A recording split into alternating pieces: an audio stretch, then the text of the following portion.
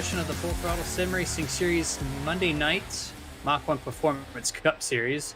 I'm here at the simulated Indianapolis Motor Speedway.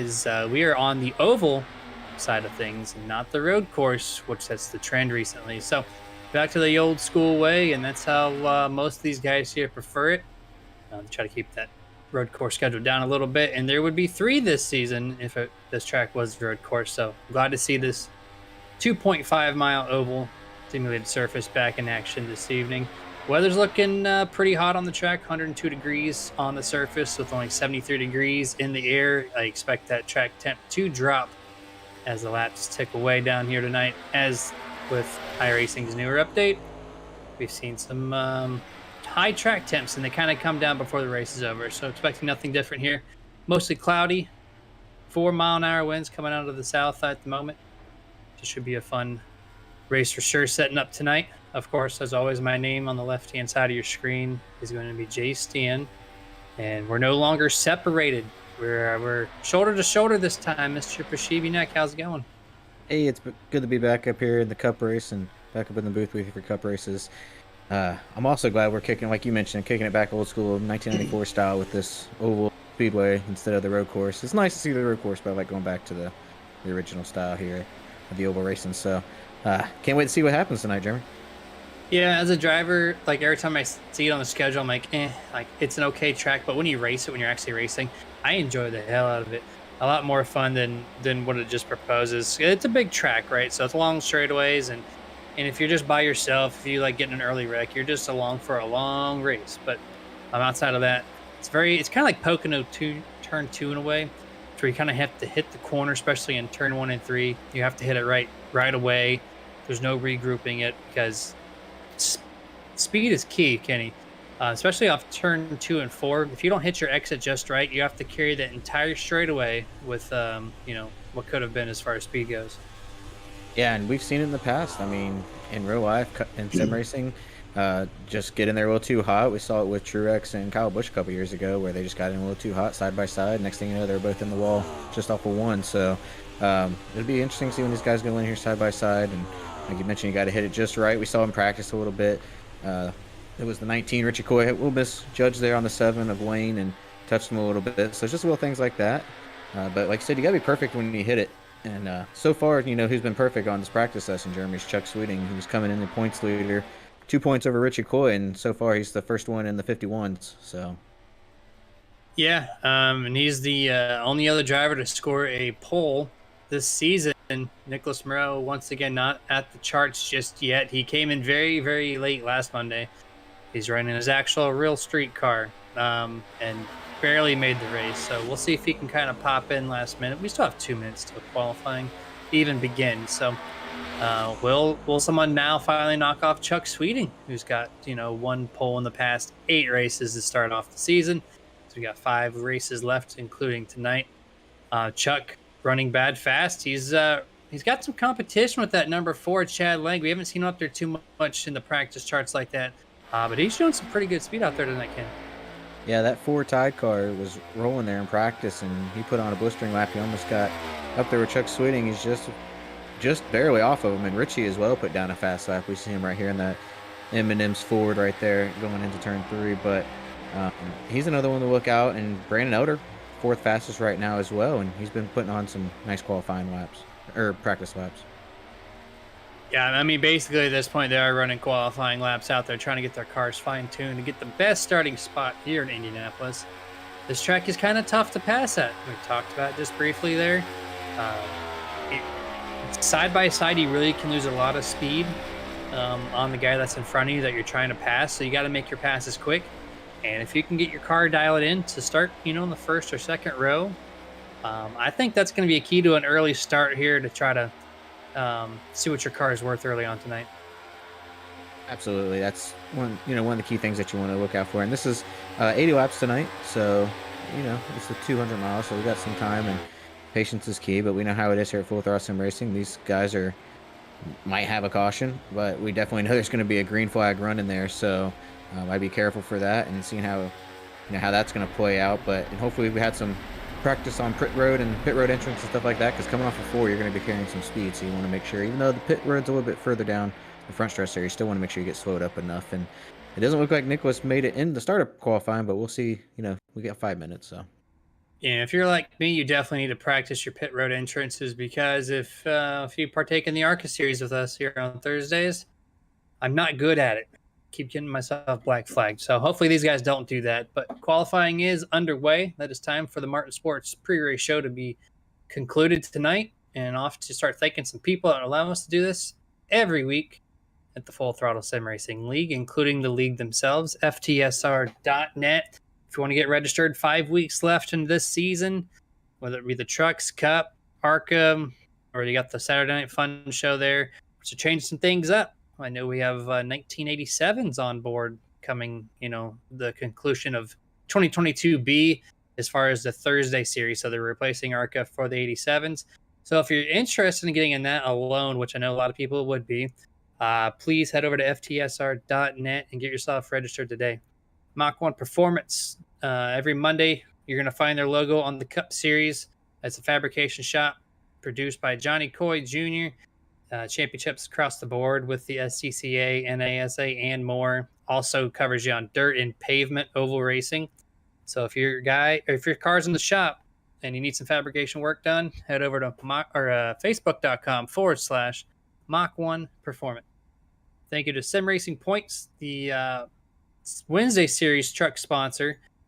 Sim Racing Points essentially is going to take care of your league with any type of stat you want to display and carry for everyone to watch and look for on your website, whether it be a full page display, customized widget, whatever you need. Sim Racing Points got your back, and they're going to make you look professional while doing so. Check out their pricing plans at simracingpoints.com. Thank you to Martin Sports, the official apparel partner for the Nerditudes.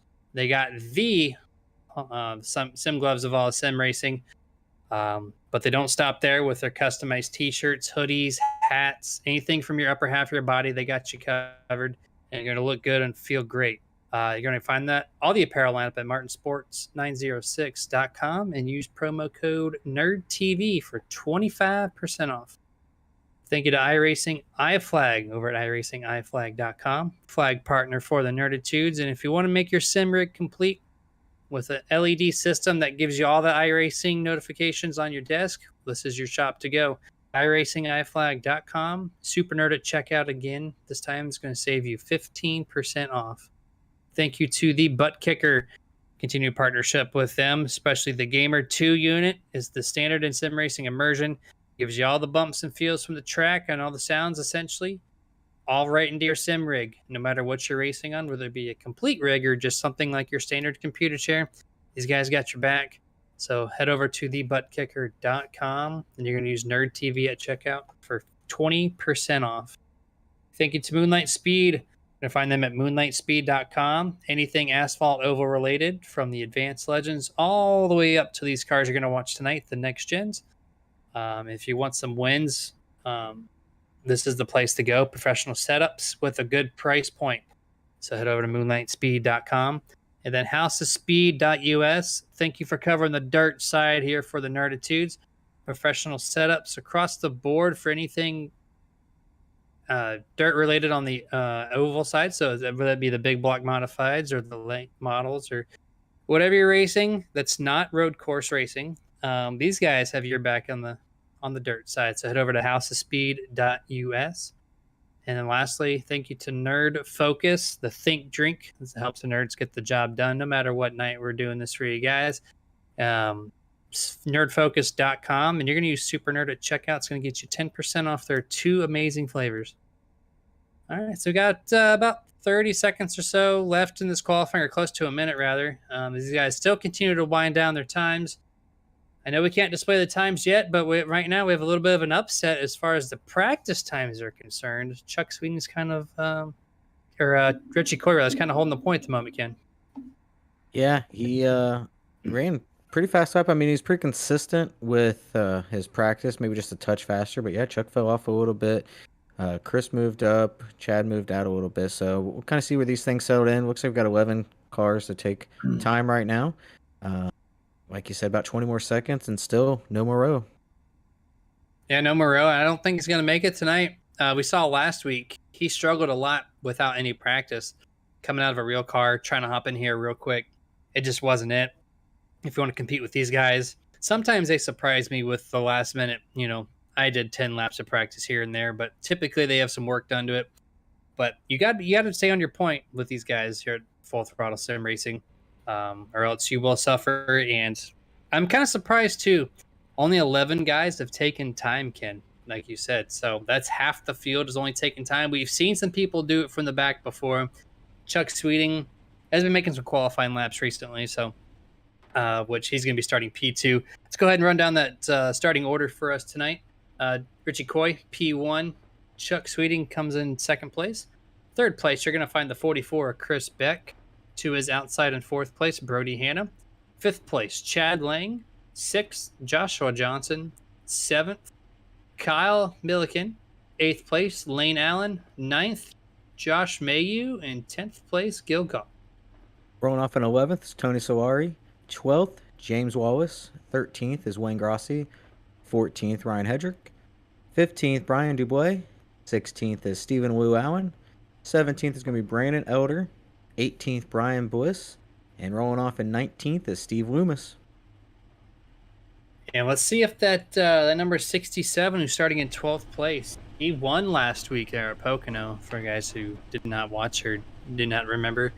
As he brings home his first win of the season, kind of blocks Chuck as a late race battle there to kind of keep him from being the first driver to have 3 wins in the season.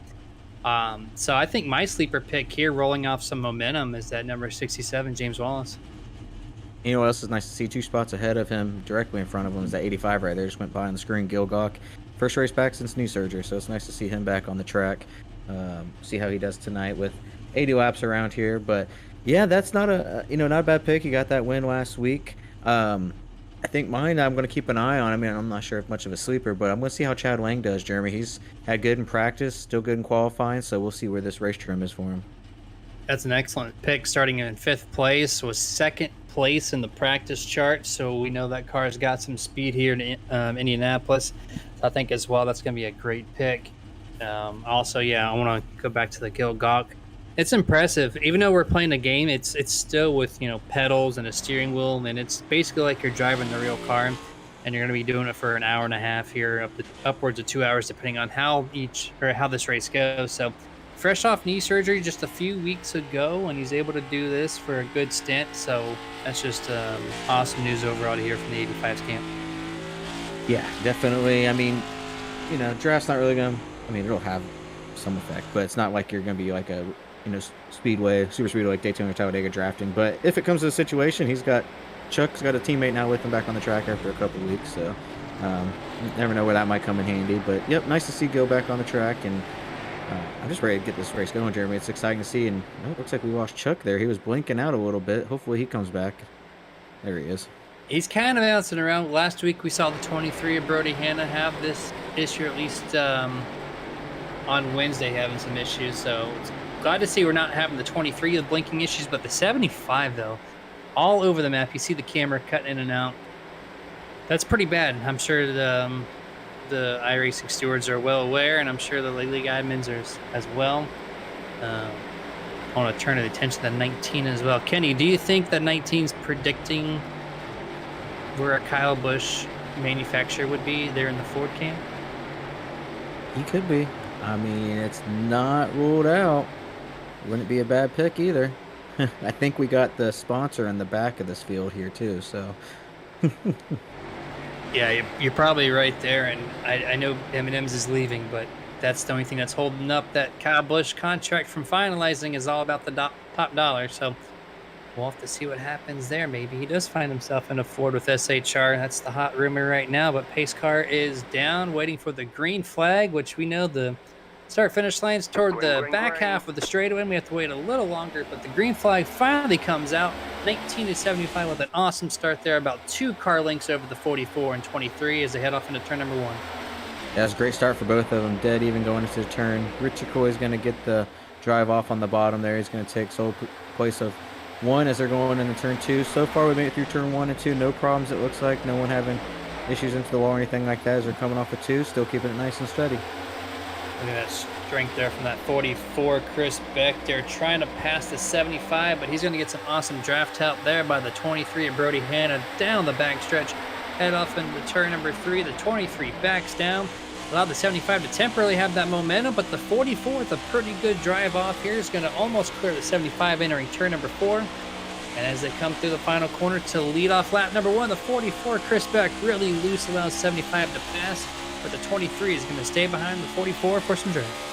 Yeah, right behind those guys, Jeremy. The 57 there, he had some speed coming in, got a little loose as they were heading into turn 4 there, had to get on the brakes, but checked up some people behind him, but everyone kept it clean. But he was coming through. The 57 of Josh Johnson was having a great run there coming through the field.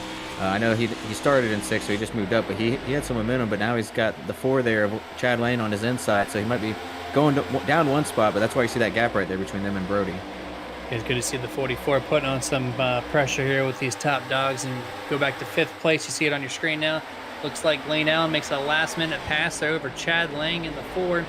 This is actually for 6th place as the 57 of Joshua Johnson does secure 5th place himself, as the battle now is about to complete itself with Chad Lang taking the inside momentum run there over the 14. That's going to settle 6th and 7th, and everybody else on back, I do believe, a single file. Yeah, single file out from here on out, with Richie Coy having a nice about half a second lead right now, so he's kind of checked out from these guys a little bit on this start. Once he dove in the 1, we see a little bit of the 4, Chad Lane there. Looks like he might got a little sideways as they're going in for a turn there. But he's good, but he might lose the inside here. The Wayne Allen going on the inside, make a pass coming off the 2. I think I saw some contact there. Thankfully, netcode did not show itself, so they just kind of beat and banged and kept it going straight.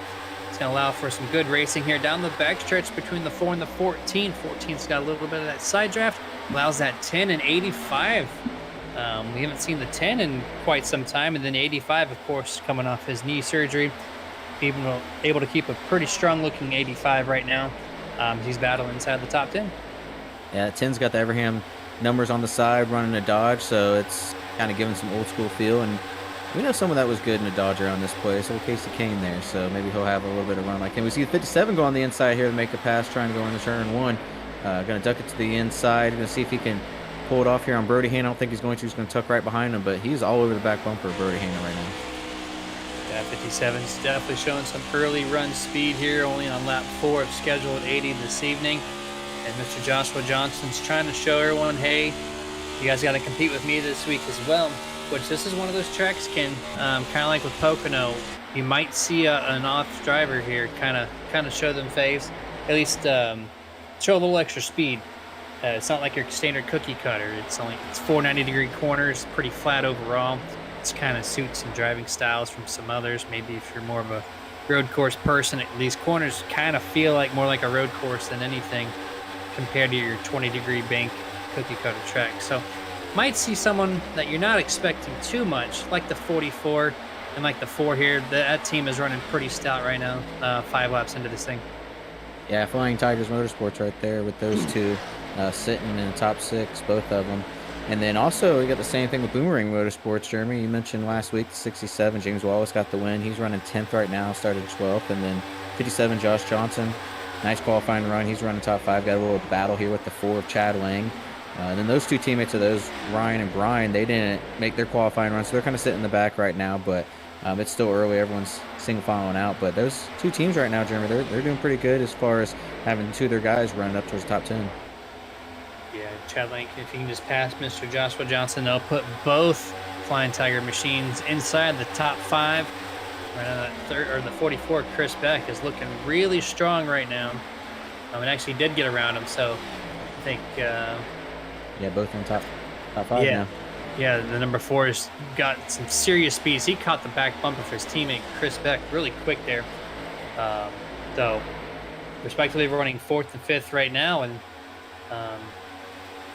yeah, they're really impressed me early on, Ken. Yeah, he's showing some good speed, and I think he might be looking to go on the inside of his teammate here.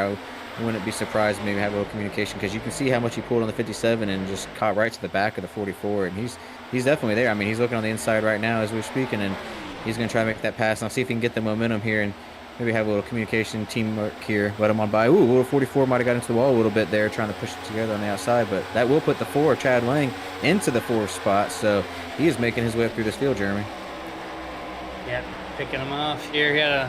He dropped a couple spots there on the initial start, but he was making his way back up there. One spot gained from the very beginning, being in fourth place. The 44 looked almost going to cut off the 57's nose, but thought second of it. But it did cut the run off just enough. Maybe a little hesitation there by Joshua Johnson, able to keep that 44 ahead of the 57 going down the backstretch. And as you mentioned, you got to enter that turn 1 and turn 3 just right every time to get that great run off. And you saw the run that the 44 got there on the 4. The 4 just didn't have a great turn 1 as well as the 44 and the 57 did, so they were able to catch the 4 pretty good. But the 4 is able to get back into it and kind of pull on them. But the 57, he has a great run right there. See him right on the back of the 44 if you can hold it. Had to get out of it a little bit, but he's still there. So that's the thing, like you mentioned, getting in 1 and 2, but getting into 1 and 3 and getting off in 2 and 4 are two different things. Yeah, you really have to time those entrances and exits, because if you try to get on the throttle a little too early, you're going to push up easy into that outside wall, and you have to lift and scrub so much speed. And if you overdrive the entrance, it kind of overheats the tires. See the 4 got a little wobbly there off the exit of turn number 2. Looks like he's able to hold it up. And I think those cars last week, too, had a little bit of an extra loose issue when it came to Pocono and the flatter corners, especially turn 3 coming off into the front stretch. So kind of resembling a little bit of the same from Flying Tigers there. They're a little bit looser than everybody else early on. Yeah, and the 4 took it really well on that last one, too. He might have got down into the rumble there, but definitely can see him coming off the corner. We see the 44 there, big swing down to the inside coming off the 4. But, Jeremy, we got a little challenge here for the lead. Looks like Chuck Sweeting's going to be trying to get right on the back of Richie Coy. He was using some of that draft there down the front stretch to pull up on him. Little wiggle there in turn 1, but still keeping the momentum going as he's going to be right there. The 57 right behind him started to jump back and forth, but he almost got into the wall, so he had to push it down a little, but he's looking on the inside of the 44 as well. Yeah, as soon as you said that Chuck Sweeting was trying to make an attack there, the 57, Joshua Johnson said, hey, I want to be in the top 5 finally. So he's going to make his charge down the backstretch, using a little bit of side draft. Let's head off into turn number 3. Still dead heat here. The 44th, a wider entrance than normal, but has a great launch off the corner exit. Coming into the turn number 4. Still that 44 running middle of the track, which I did not expect. That 57 gets loose. An excellent save by Joshua Johnson. He's going to lose 2 to 3 spots from that. Battle for the lead here. He's able to keep it up. Yeah, it's a good thing he was able to not go down pit road. And as that was happening up in the front here, we see Chuck Sweeting's making that lead pass. And he's going to be able to hold him off. Richie Coy's trying to get the run back, but he's not going to be able to hold it. And looks like Richie Coy is going to fall in second, and that's going to put Chuck Sweeting in the lead there. Sorry to cut you off, Jeremy. No, you're fine there. And Chuck Sweeting, this is classic Chuck. He waits for someone to make any type of mistake. He doesn't force the hand. He waited for the 19 to do so, and 19 just did not get a strong run on the exit. 75 did, and there's so much room down these front stretch and back stretch that, if you have the slightest wiggle in front of you, you have all the time in the world to make anything happen. And that time he saw it, just easily passed the 19 to the bottom. And without using up any of his tires, we have a new race leader, Mr. Chuck Sweeting. Yeah, and good fashion there. And 37 coming off of turn 2 there, got a little sideways and had to come on the inside, lost a couple spots, but he was able to hold on to it. I'm hearing over the radio, looks like Brody got a little loose there, as well as him and the 4. Chad Lane are going back and forth. Looks like he's going to get back around Chad. So, I went back to watch the replay. Looks like Chad got around him. So getting loose over here, Jeremy. Yeah, the 4 able to drive around the outside of the 23, no problem. The 23, just a slight amount of wiggle there off the corner of turn number 4. But with these long straightaways, again, any type of minor error like that, you're gonna feel it all the way down the long straightaways. And the 4 took advantage of that, passing the 23, no problem. And then Brody gave it up on turn 1, noticing that 4 is just a little bit faster than him overall. That's going to move Mr. Chad Lang up into the top 3. And that's the worst feeling, too, is when you're sitting there and you kind of have a bad exit coming off the corners. We see on another one going the inside. Is he going down pit road right now? Yeah, he is. I think that's the 18. I believe. Yeah, he does not. I think he might be checking out the way he came down pit road, but all right, we'll have to go back and see what happened there. But that's just one thing, you're sitting there and you have a bad run off and you just see the guys just pulling away and there's nothing you can do about it. And you're like, oh, this sucks. And you just lose so much time so quick. Yeah, that 18, I think we're going to catch a replay of it, but he came off of turn number 4 wall and just pancaked that door panel. And there it is, pancaked it, drove it down to pit road, locked up the brakes, and that was all she wrote. Had some handling issues, I think, in Pocono last week, or at least a week or two prior. I know he had a very similar incident coming down pit road, happened to slam on the brakes and calling it quits. So the 18 and these next gen cars are not having the most friendliest of times right now. Yeah, not you can. That was one of those. Yep, I'm over this. I'm done with it. Let's pull it down. So that's gonna put him first car off and in 18th position will be his finishing order. It doesn't look like Brandon Elder made the race actually. So we only had 18 on there, but now we're down to got 17 left here. But we got some battles going on the track still. Got the 14 and the 44 here going side by side. So we'll keep the action rolling. Yeah, as Chuck Sweeting kind of putting on a tear right now. Got about 6 or 7 car lengths over the 19, and then about 10 car lengths back to that. It's the number 4 of Chad Lang. Guys kind of spaced out for the top 3, 4, or 5 here. Back, I think the furthest to go back here before we find some racing action is that number 14, Elaine Allen, battling Kyle Milliken, which I think he's only made 1 or 2 other starts this entire year here at Full Throttle Sim Racing, showing himself at Indianapolis here. And he's running a pretty good race, kid. Currently sitting in 6th place, started 7th, so just right there, just outside the top 5. The 44s dropped back a couple spots after getting loose. So him and the 57 are still struggling a little bit back there, but right now that 14 Lane Allen showing some long run speed. Yeah, and as that was going on, the 47, Ryan Hedrick, he was able to get around Tony Solari and put him into the 11th spot. Tony got a little wiggle coming off of 2, so that let Ryan check out from him. But Ryan's trying to get up to Gil Gawk now, get into that top 10, and that'll put 3 of those drivers from Boomerang Motorsports into the top 10. So great run by that team. I'm sure they got some setups that they've been working on. And even right behind Ryan, you got Brian Dubois, who, like I mentioned, got a little loose coming off of 2, had to bring it inside, lost some distance, but he's gaining it back. So this whole team we might end up seeing in the top 10 before too long. Yeah, he made some good speed there on Tony Solari, that corner in turn number 4. Looks like he's shown a little bit stronger speed here in the mid-pack race. A battle for just inside or outside the top 10, and they both, if you notice right there, they both didn't really run too low in that corner. They ran about mid-groove. It might be because of the wiggle that you just mentioned or whatnot, but I've seen a lot of cars, for some reason, just not going to the very bottom. No, the only one that was really going all the way down to that very bottom, I believe, was the 4 of Chad Lang that we've been kind of seeing when he was having the speed run, and he's still got the speed. I mean, he pulled on Brody, but he hasn't been running down Richie since we got going. He's there, but not having that run. But of course, we're getting into this run here. We're on lap 16 right now of 80, so we're getting into the tire run. We got a couple battle here. The 37, we see him go by the 11. We also got the 02 of Josh Mayu going by the 47 of Ryan Hedrick. So that's going to change that battle up a little bit and put these 2 teammates of the 47 and 37 basically won by 11th and 12th right now. I'm not sure if you meant to, but at the same time, you mentioned that number 4 going to the very bottom. He makes the pass on the front stretch for 2nd place over Richie Coy. So that number 4, Chad Lang, moving up to P number 2 there in that tied Ford Mustang as he clears him and takes off. But you see right now, on board with their at least camera angle on the 85 of Gil Gawk, currently sitting now right at 10th place. Got some competition behind him. There's a 67 falls back a little bit, and that 02 Josh Mayu moving up a little bit. Yeah, and I was just mentioning too that he couldn't get that up there, get the speed up to get the Richie, make the pass, and here we are. Next thing you know, they're right there. But just that little bit, Jeremy, at the time I said that was only a lap or so ago. We had Richie at 1.6 seconds behind Chuck, and Chad was 1.9. After they made that pass, they were sitting 2.4 and 2.6. So that just shows how much time they lost on Chuck there while that was going on. And now Chuck's sitting pretty with over a 3-second lead on these guys. So Chuck's doing his thing, showing why he's the points leader, but don't count out Chad Lang, man. We're still early.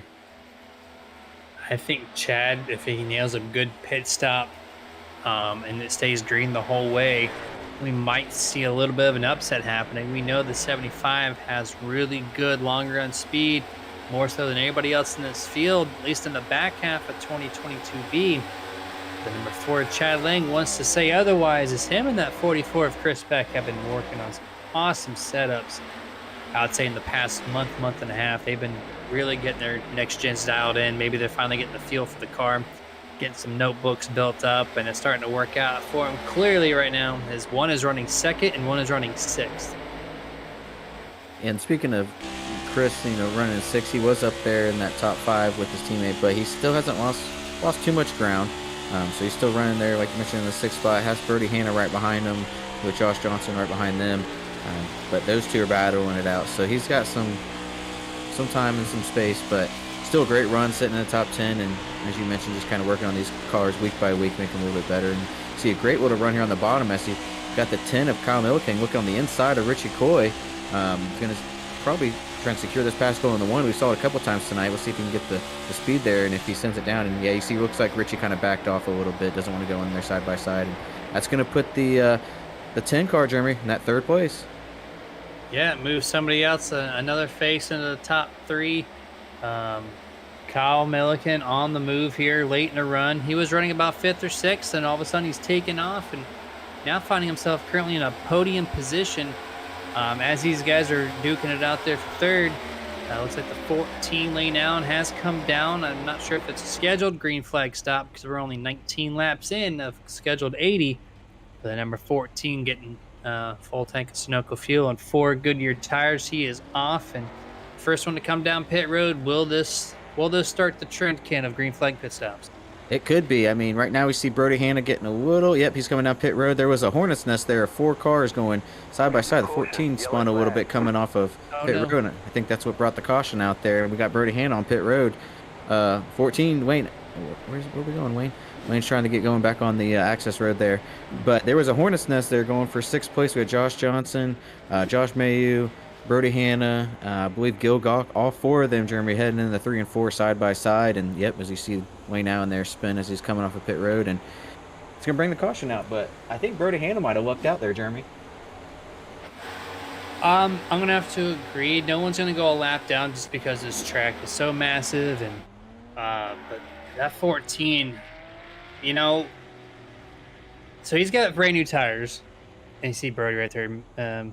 Missed the stall. I'm not sure exactly what happened there, but he's going to get service now. But even though the 14 has made his pit stop, I don't think he wasted enough tires. He spun out. I guess he burped the throttle too hard or shifted gears, whatever happened, and it kicked it sideways.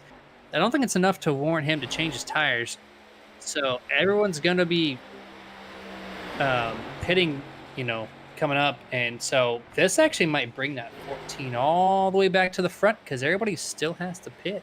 And I think producer called it hit a bump. There's an infamous bump there in the turn 1 runoff, and I think he might have bumped that as well and kicked that car sideways. Yeah, and that we'll have to see it. Wayne Allen showed 1 lap down right now, so we'll have to see how this thing cycles back around. But I know Brody got on, and I believe it was close. We might have to go back and look and see, but Brody was coming down pit road there, and right as he got on, that caution came out. So it'll be close. He's sitting, so he might have got that penalty for coming down to close pits. We'll have to see. And he has been fighting iRacing so much this past couple weeks. I think he was tagged with it last week, or at least at IRP there in the trucks, coming down a closed pit. So him and iRacing, as far as when not, it's the right time to pit.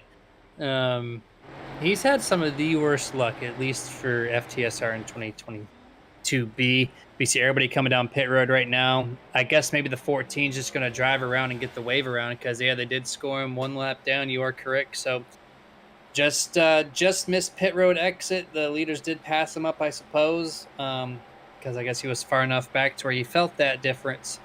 But it should recycle him back to the lead lap.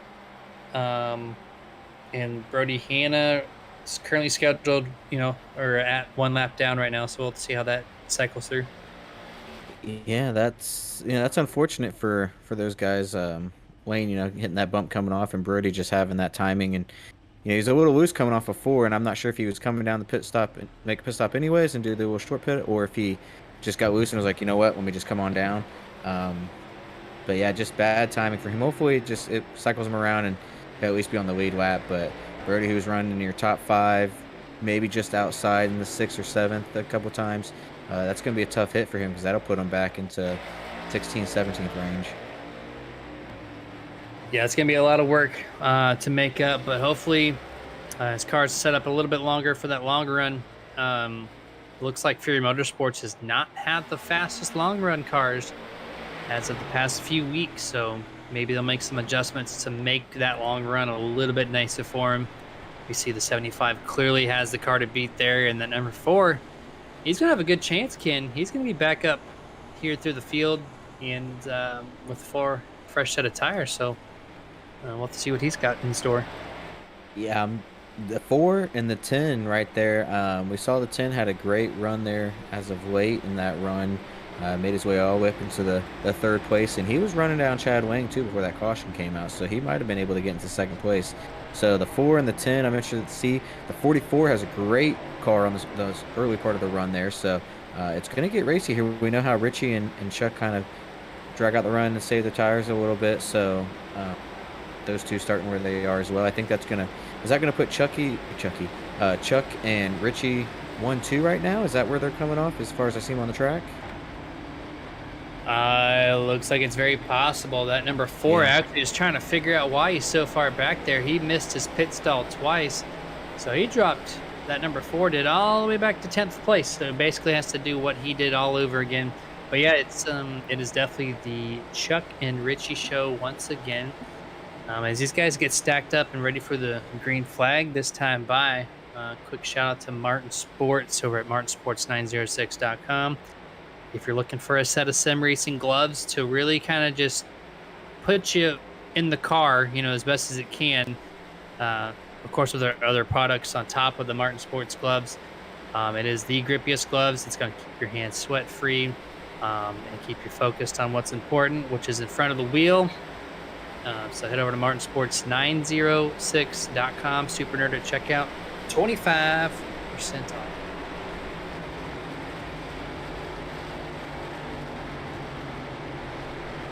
These guys are heading off into turn number 3. I think, this restart's going to be an interesting one. I think Chuck's going to have a great start this time around, trying to secure 1st place. But that number 10 car in that 57, I think row 2 is probably going to be the cars to watch, Ken. I think you'd be correct on that. I mean, hey, look, I said we might have that whole teammate or the whole team inside the top 10. You got James, Brian, and Ryan running 9th, 8th, and 7th, and you got Joshua Johnson sitting there in 4th. So, Boomerang Motorsports, all 4 in the top 10. So, let's keep an eye. I'm gonna keep an eye on those guys too and see what happens. Yeah, I'm gonna keep my eye on back there as well and see exactly what they have in store for these leaders. We know Chuck's fast. We know Richie's fast. Can these guys get around them? We'll have to find out here. Will that number 4 rebound from that pit road incident drops him back from 2nd all the way to 10th? But we have green flag in the air as they dive into turn number 1 here. And it looks like everyone's going to stay side by side for the most part. The 47 with a pretty good run, that being Ryan Hendrick. And it looks like Richie Coy is able to take over the 75 on the outside. But that 57 as well, also trying to make that pass on the high side happen on the 10 as they're side by side going down the backstretch. And that Charger looks good there in the 10 car. But they're having a nice little battle here between the 10 and the 57 going side by side. Looks like they're going to be heading into turn 3, Jeremy, as well, going side by side. We'll see if the 10's able to push it down in there.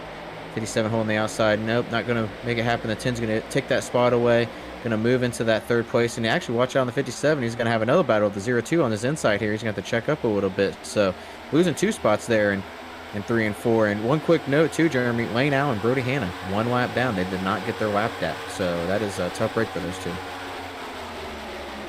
That is definitely a tough break. I thought the 14 was able to go back around and maybe take the lucky dog or wave around, but at the same time, he was the cause of the caution. So maybe iRacing said, you know what, you're going to have to keep you in your position, virtue of you were the caution. So unfortunate break for both of them, really, especially Brody. Just caught up, I think, pitting not when the pit road was open. So that's like twice in 2 or 3 weeks now he's had to suffer through that.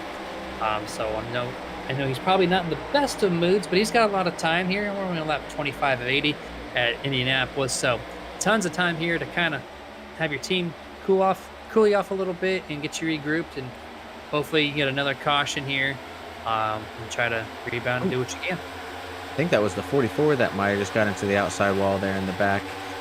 Coming off of turn 4, yeah, it was a little touch of the wall. You can see Brody Hannigan on his inside there. So Brody's making his way up through the field, trying to make sure he stays ahead of Lane Allen there and gets that lucky dog if we do have a caution come out. But it doesn't look like any issues with the 44 getting into the wall. It was just a little touch there. But him and the 4's teammate of Chad Lang, they were both working that outside trying to make a pass heading in the 3 and 4 and just ran out of room there. Yeah, looks like the 44 is just fine. Just some paint scraped off the right side. No problem as he's able to go wrong and kind of took advantage of the 37 there. 37 had to check up big off of 2 to try to avoid the wall himself and allowed the 44 to pass. And now the 23 is going to follow suit here with his teammate Tony Story also looking behind. So this could hurt the 37 with several spots lost, just now falling outside the top 10. James Wallace, Jeremy, he's been making his way up through here, especially on this restart. Him and Gil Gawk, and a little bit of checkup as they're going in turn 1 there, kind of slowed him up. But the 67 definitely has some speed that's capable of getting around this 85 here and getting right up to his teammate on the 57. He's just waiting for his moment. But even right behind him, the 47, Ryan's looking to the outside as well as they're coming off of 2. So this Boomerang Motorsports are all moving their way up towards the front. Chad Lang already up 2 spots as well from the start, trying to make up as much ground as he can. It's just so hard to pass here, especially when the people in front of you are side by side. Won't give it up as they've done this now for half a lap. They finally get it situated. And that number 4, Chad Lang, quickly to jump on through that door as he tries to clear the 85. Gets a little loose, but still able to clear him, no problem. Opens that door for the 47 as now he makes a great run to the bottom of Gil Gawk.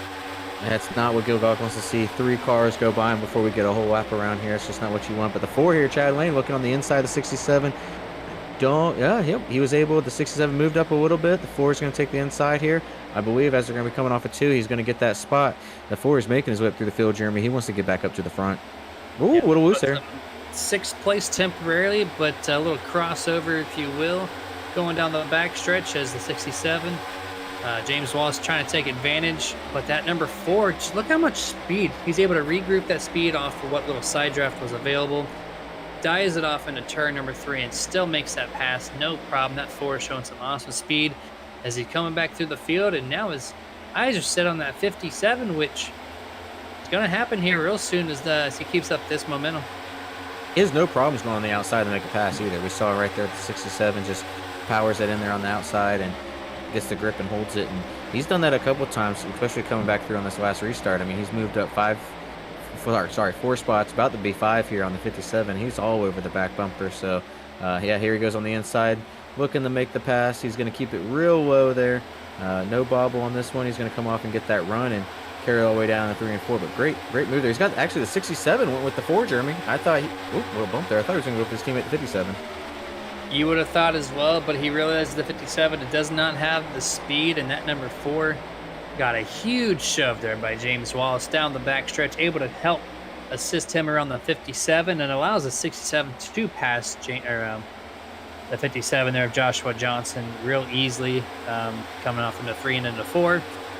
So these guys go back to single file until you get back there to the 44, 85, and 47, still trying to figure it out as they're essentially nose to nose here during turn number 1 on lap 30. Another one to mention, Jeremy, that did not make a qualifying effort, started 16th, has made his way up to 8th place. Stephen Wu Allen. He's slowly but just been surely picking everyone off, moving his way up. I think he was just outside the top 10 on that last restart. And that last one he passed, he's looking at 57. He's got a lot of speed, so he's slowly making his way up there now. Yeah, he's been really quiet, slowly passing these guys one by one the way he can.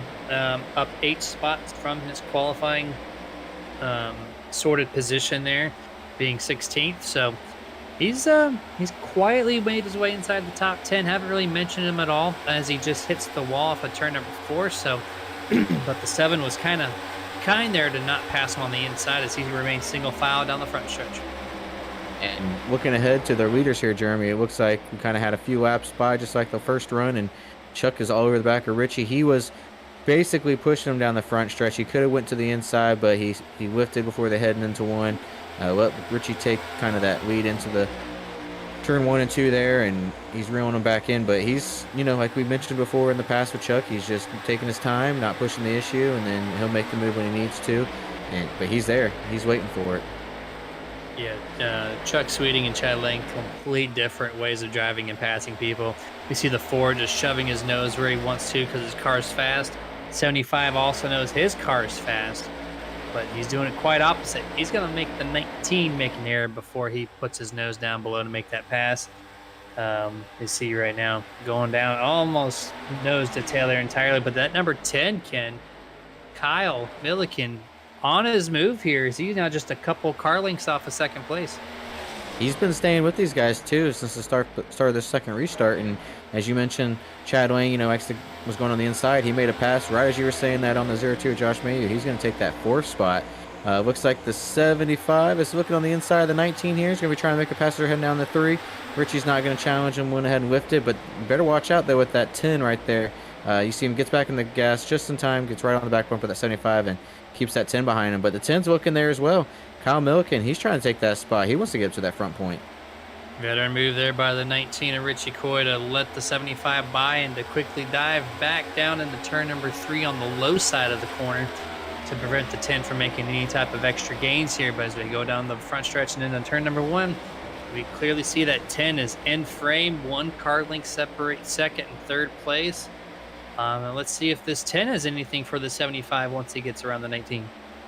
Yeah, and if I was the 10, I'd be trying to go sooner than later, and because we see the 75 kind of pulling on Richie. So if I was the 10, I'd be trying to get around Richie here and see if I can get up to the 75 and make a challenge for that lead. But he could just be kind of just hanging out. But we saw how his run was at the end of that green flag before the yellow came out. The 10 was moving his way up through the field and had good grip. 19, a little bobble there. Lost a little bit of time, but not too much. But the 10 definitely has the speed, as they're all kind of staying with that 75. But I know the 10 needs to get around this 19 sooner than later. I'm keeping my eye on the number 4, Chad Lang. He's gained a full second in the past 5 or 6 laps, even after passing people. And now he's got a clean straightaway here as he gains another 3/10 on the front group right now being 2.5 out. So see the 10 go around the 19. New second place there, Kyle Milliken, making work of that M&M's Ford Mustang. And now it's just a matter of time before he gets to that 75. Let's see if he can do anything before the halfway break. That was his time. He got around him within half a second of Chuck, and that's all he needed. All he has in front of him now is the race leader, so he needs to just hammer down and get up to him. He's kind of pulled a little bit on Richie, but not too much. Looks like Chuck's kind of gained a little bit more so, but get settled in that second spot. And as far as when that run goes, we saw how Chuck was on the long run, but we'll see how this 10 is when he's competing with them as well. Everyone else, though, Jeremy, I think we're kind of single filed out. I mean, we got a little bit of a battle going on back there. Everyone's kind of nose to tail from 7th on to about 12th place back there. But other than that, they're still single file through most of the track right now.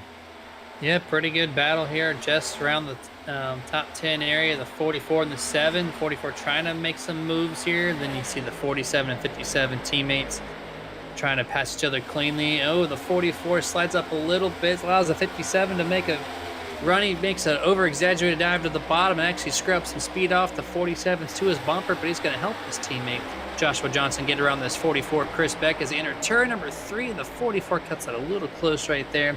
Moves it back up to the middle of the groove, which we've seen that 44 now pass quite a few people, at least maintain right in the dead center of each of those corners 3 and 4. Seems to work for him typically, but right now, oh, look, contact, more contact. Still making contact, still in it. They keep it going straight. I was afraid of that 47 nailing the inside wall there.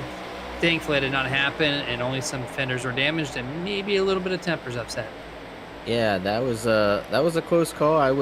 The 44 definitely has the speed on the outside. Same with the 4. Those Flying Tigers have been killing it on the outside, and a little bit of a bobble there by 57, and that's gonna we saw him right there into the 44. I was thinking the same thing. I thought maybe that 44 is gonna either come down or get hooked and right into the 47 and send him up to the wall, but everyone got out, no problems. Like I said, might have a little temper and lost a couple spots, gained a couple spots. So I think the 44 was neutral in that. The 47 was the gain, and the 57 was the loss. Yeah, 57's lost a couple spots from that. got passed by the 11 there, and then the 57 has shown himself to be a little looser now as well. So he's got some mental regrouping as well as some physical regrouping to get his machine back up to where it needs to be, which is right inside the top 10. That, of course, kind of spaced out things from that point. Wayne Grousey in the 7 got about 5 car lengths now over the 47, but that 44 is starting to reel himself back in to that 47. Yeah, it's the speed these guys got, and actually, I'm sorry that I was looking back to see what's going on. We got Chad Lane and Josh May. They're actually battling it out side by side here, so got a little battle going on for 4th place. But yeah, it's just the speed that some of these guys and the setups they have, they can carry, and whether on the inside, outside, or in the draft or what it is. But the 4 and the 44, Jeremy, I think those are the ones that's been showing pretty strong speed, especially up on that outside. I just feel like if they get one more caution, if they get lucky enough to have one more caution here, I think with a clean pit stop, they have the cars to beat. They just have to get up there. That 4 really bad loose right now, especially not really seeing too many cars get loose off exit of turn number 1, more so off of 2. And that little tail happy still not as much as 1, but it's allowing that number 4 to kind of fall back to the 6-7 a little bit. Quick mention that Gil Gawk has disconnected from the race. Just some issues overall. I suppose maybe he gave his knee a good feel out, but the 85 has parked it for this evening, drops him back to 17th place. Yeah, I mean, good effort. He might have been feeling a little bit or gotten to I heard him say, sorry about that, I'm going to go low, and then come into the pits this time. So could have gotten to a little dust up there, but still good effort. First race back. Was able to get almost halfway through the race, so not a bad effort. But we see right here, still battling the 4 and the 02, Jeremy. The 4's trying to make a run. Ooh, big, ooh, and in the wall he goes with the 67. They have gone around, 67's going around the 4s. Can't keep it straight. He's back in the wall, and that's as 2 fast cars that have taken. Oh, and another hit there, Jeremy, as they're coming by him.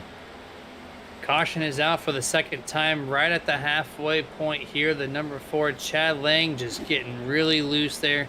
Off of turn number 1 last time, and then once again off of turn number 4 this time. Yeah, collecting the 67, your last week's winner, Mr. James Wallace, right in front of Stephen Lou Allen, which he had a little bit of a nose damage, came off that wreck. But right at the halfway point, this is going to bring everybody down, but that's super unfortunate there to see these 2 guys involved.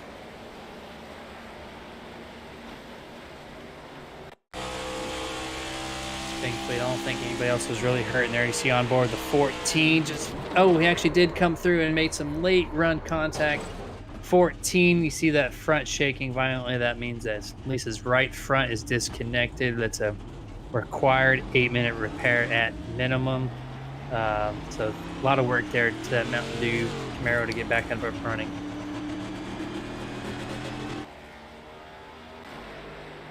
Let's bring the 2nd caution out this evening directly on lap number 40. So this is about the halfway point where we were kind of expecting some drivers to make their way down pit road to take the stop for the 2nd or the last time.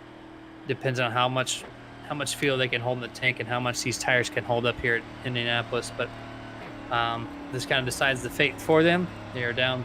They're going to be coming down pit road this time, and let's see if that 44 can, a good pit stop, get himself in position. Maybe some other guys make some good jumps here in pit road and try to contend for the back half of the race. And it's kind of 2 in a row there, Jeremy. We're almost 20 laps or just at 20 laps in, and the caution comes out. I think the first time we just had a quarter, and now here we are again, about another 20 laps in. So been consistent. Super unfortunate to see that number 4, Chad Lang, with that issue. I knew he was getting loose and just could not hold on for a few more laps to come down pit road right at the halfway point. That guy was basically intention to do something with Chuck Sweeting and Richie Coy and Kyle Milliken now. But a lot of repair work to that number 4 to get him serviced. Now it's up to the 44 in that Flying Tigers team to make anything happen.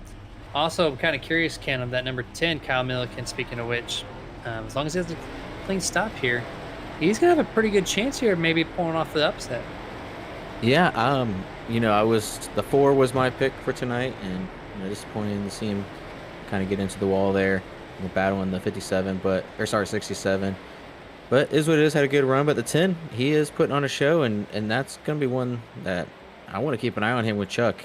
We know Richie has the speed at the start of the run, and then Chuck kind of takes over from there. But the 10, Jeremy, he's definitely fighting it out, and it looks like though he's going to be starting a little bit further back. He'll be starting fourth this time. Richie and Chuck got off pretty quick again, 1-2, and then you got Josh Mays sitting right there between them.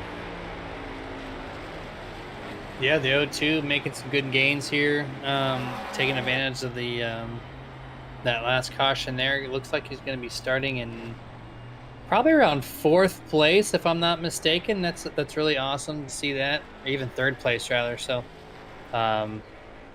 see the 19 Richie Coyle. Let's see if he can get a same restart that he saw last time. Was able to clear on the outside, Mr. Chuck Sweeting into turn number 1. He's got that really good short run car. He just has to get that long run figured out if he wants to stay contention with these guys like the 75, the 10, and now the 0-2 and the 24. And the 23 we saw there on pit road looks like he was having a troublesome time trying to find his box there. Kept diving in and out, but I believe he's going to get your lucky dog. So that's going to put him back on the lead lap as well. We saw Wayne Allen get into the wreck after they kind of came through, but that'll put Brody Hanna back up there where he was most of the race. So he's going to be your Martin Sports hashtag get a grip lucky dog driver. So get back up there, Brody. Thankfully, he was able to catch another caution. We know cautions here are very limited. So taking full advantage of that and getting himself that award, which I knew he was really looking forward to that one. It's 2 weeks in a row where he's been caught pitting when he shouldn't have been pitting, or at least what the iRacing was telling him, and got flagged and got put underneath a hold. So this time it has been recovered, and now he's got nothing to do but show what kind of speed is he has to work through all these guys to get to where he was, which I think he was about 4th or 5th, somewhere in that ballpark, before the caution had come out originally. So that's about 10 cars or so he has to pass before he gets back to where he was.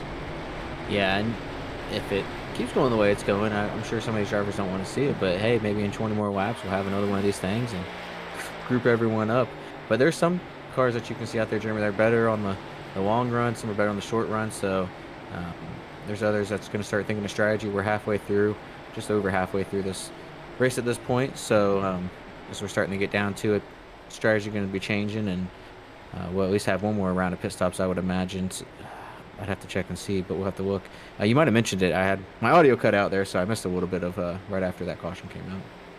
Yeah, no worries. And yeah, basically they've had a caution on lap 20, then on lap 40.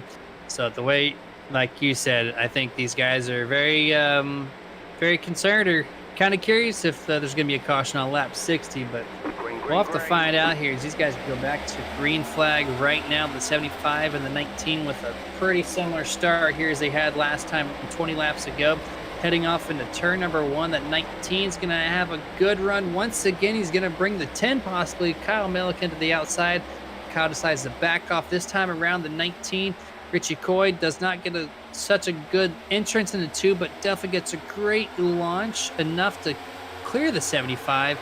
And the 47 on the top side there, Mr. Ryan Hedrick, look at him go. They're about to go 3 wide now. Stephen Llewellyn to the inside of the double, or the 0-2 and the 47, as he makes it work and passes at least one car and almost 2. Yeah, that was a nice little run there. Ooh, we see the 7 coming in here with some great speed. He's going to duck on the inside, cutting off the 57 there. It's a battle going on back here. We're still 2-3 wide almost back here in the back, but they're all trying to jump around for position, but there's a great little momentum there that the 7 came through there and had to slow up with the 57 of Josh Johnson not getting into the back of him. But yeah, as you mentioned, the 24, he's the one that comes ahead through all that. That's going to put him in the 4th spot.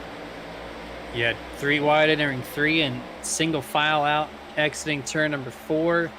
Thankfully, they're all able to keep that going without any type of incident there. The 7 cut that so close. So the 0-2, Josh Mayu, one of those guys that fell back from that little 3 wide racing there. The 24 made a great maneuver there to pass 2 cars essentially in one corner, able to make that happen. And then the 24 checks up, and the 47 might take a look, does not make the pass there, entering turn number 4 coming down the front stretch, as the 24 and the 10 remain 3rd and 4th right now.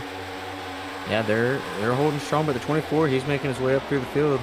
He's your biggest mover so far, moving up 12 spots. And on that restart, Jeremy, Brody Hanna was sent behind Steve Loomis, and Steve Loomis did not get the start that he wanted or that Brody wanted. Brody had to wait to go around him. Almost had the 44 in the walls too, as well as we saw right there. But the 23 had to go around Steve, and that slowed him up a little bit, and he's just now catching the back of this pack. Yeah, the 57 in turn number 1 just dipped his tires right down below the white line, which only the 4 has been able to do that up to this point. Mr. Joshua Johnson had to really chase that car up and cause the 44 to make an evasive maneuver.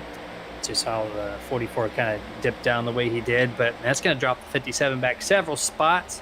He lost it to the 67, the 23, at least momentarily. Let's see if they get off of turn number 4 clean. Looks like they're going to have a dead heat side-by-side race just inside the top 10 here. So these guys can get that figured out. But these guys have now taken a couple laps, and we're kind of reset here as the 24 makes that pass for 3rd place, and actually the 47 is going to try to follow suit. He's got a nose underneath the 10 car here of Kyle Milliken as he's trying to kick him back into 5th place. But right now, Stephen Llewellyn on a good charge here. Now finds himself in 3rd place. And as these guys make these passes here, we do have to take our a little bit later than normal halfway commercial break. So we're gonna do a little bit different. We're gonna do a little pop-up camera, not a complete side-by-side, so you get more action on the track. We'll be back with you guys in a few short minutes.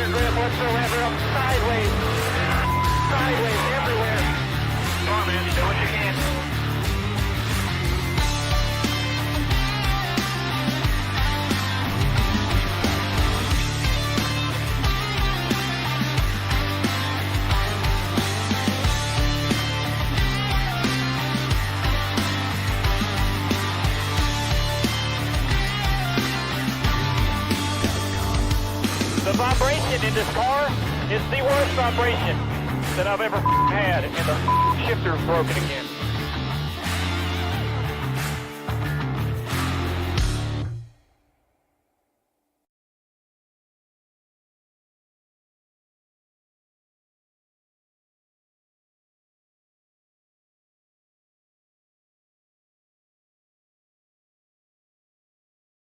Drivers, start your engines!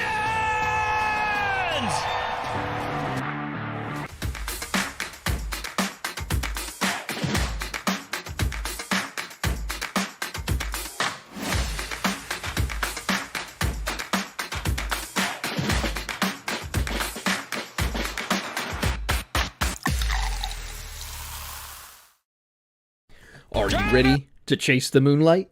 Community-based and talent-driven, Moonlight Speed Concepts has what you need to take your iRacing experience to the next level.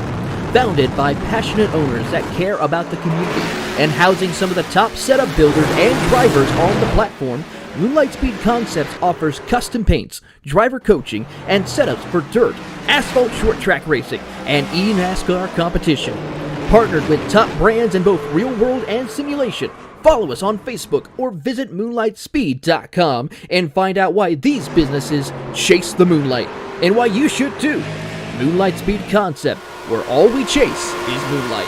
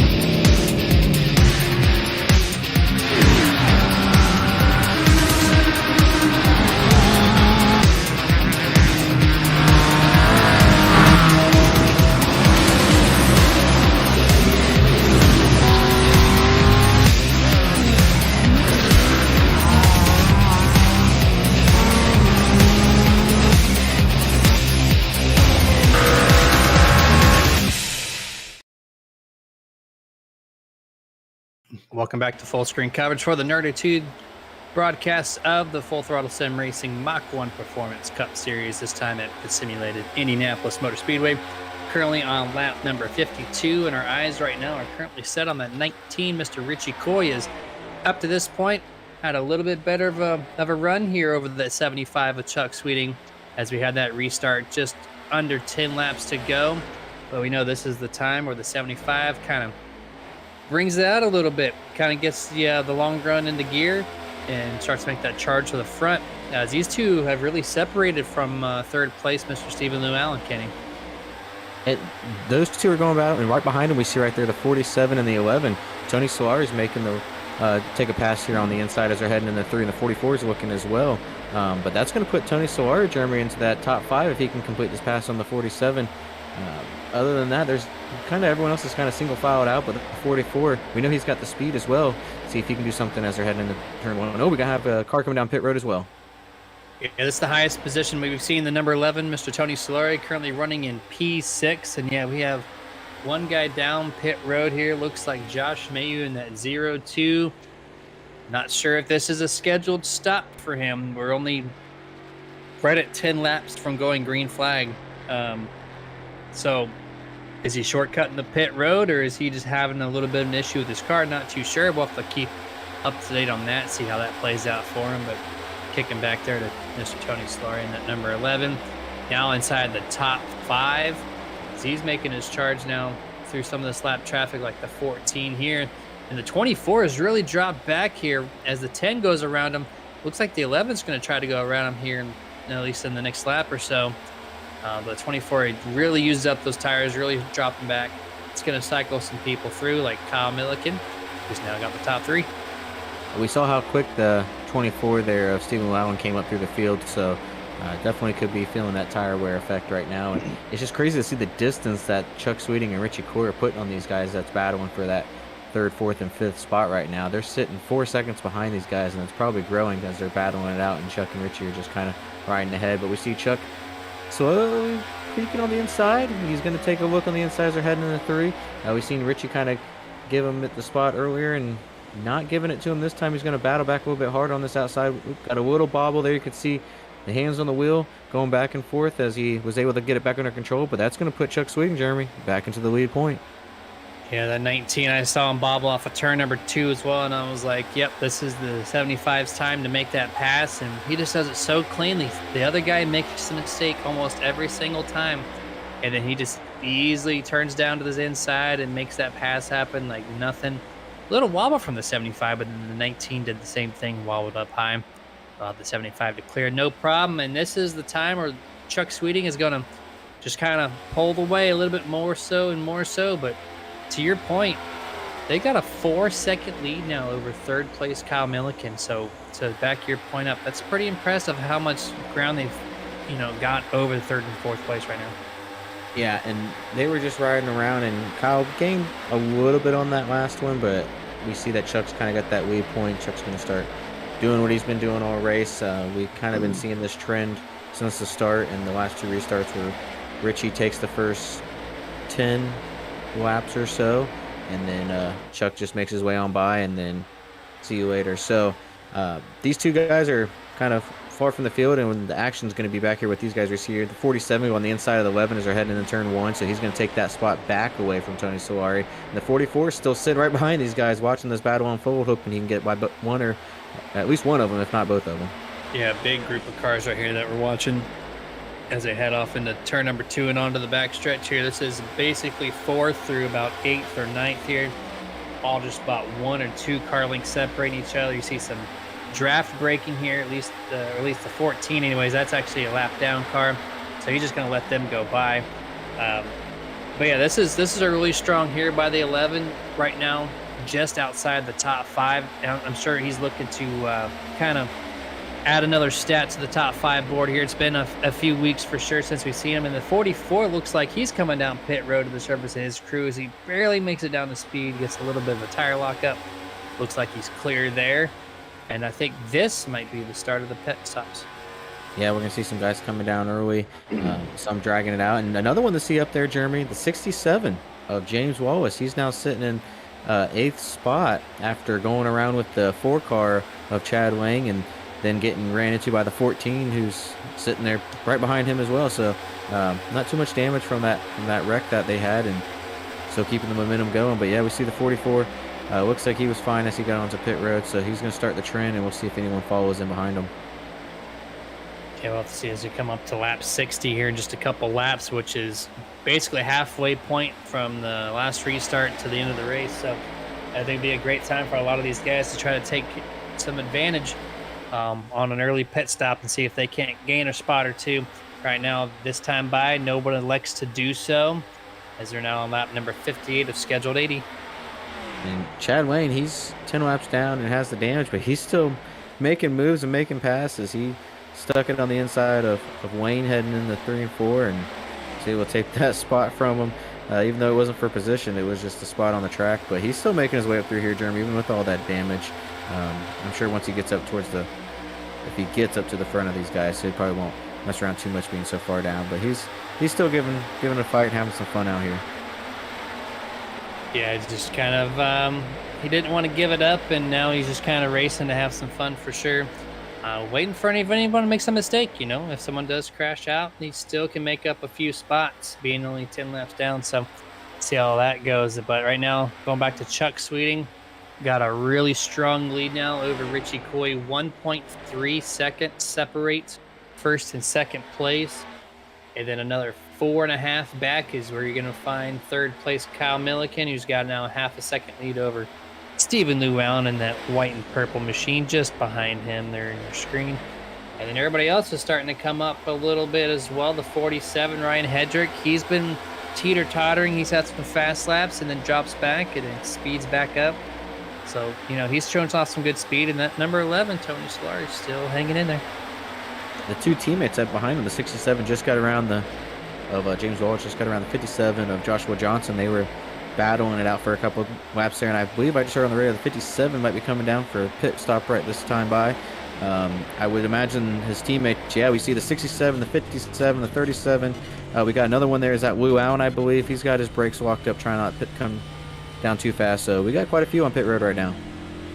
Yeah, the 24, Lou Allen going through the slow motion camera, and I think he was right down to speed. He hit 60 miles an hour at the line, and that's what iRacing allows. So Lou Allen with a perfectly timed breaking point there as he gets his car serviced by his crew now, and everybody else that came down the 37, 47, 57, obviously doing some team strategy here to try to maximize some efforts, as they're one of the first guys to make the pit stop here on lap 60. So we're going to get 20 laps to settle this thing out. Let's see how this early pit stop strategy works for this team. Yeah, 24, they're driving through about 3 of them. He got off in time. Don't want to drive through too many pit stalls. Might catch an EOL in the next race, but he was able to pull back up. The only one of those teammates that didn't come in was the 47 there of Ryan Hedrick, and he was sitting in 4th place. Still sitting right behind Kyle Milliken. Not too far off of him. We'll get into that podium finish, and then right behind him, Tony Solari. But with all these guys coming down pit road, 20 laps to go, this isn't going to be the last of them. We're going to start seeing more. But we know Chuck and Richie, how they like to kind of run it out a little bit further than everyone else. Yeah, I think there's too many 7s. I think you caught me saying 37, 47, 57, but it was really the 57 and 67 as they make their way down pit road. And yeah, 47's he's running a pretty strong race here, Mr. Hedrick. So I don't know if he wants to give it up just yet. He's running in the wake of the draft of the 10, which kind of helps him with the straightaway speed. So I don't know if he wants to give that up just yet, as he's now a Lone Ranger. But as I say that, here he comes, Ryan Hedrick, making his final green flag pit stop, down to speed, perfectly timed as well. Come to the service of his crew, as long as he does not overshoot the stall, which he's definitely got some practice, and I think he's been doing much better. But there has been some times where he's kind of missed his stall.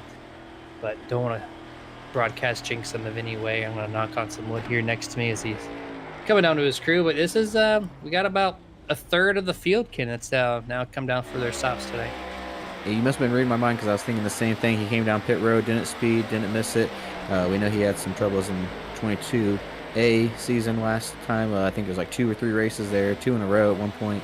So came down right on speed, hit the box perfect, got off perfect. So that was a good pit stop for for the 47 there, and he's going to come out, and I would imagine he'll be pretty close to his teammates who came in just behind him. As we see, Lou Allen's going to go right around him, and here comes his teammates right here. So he's going to fall probably right behind the 37 there of Brian Dubois.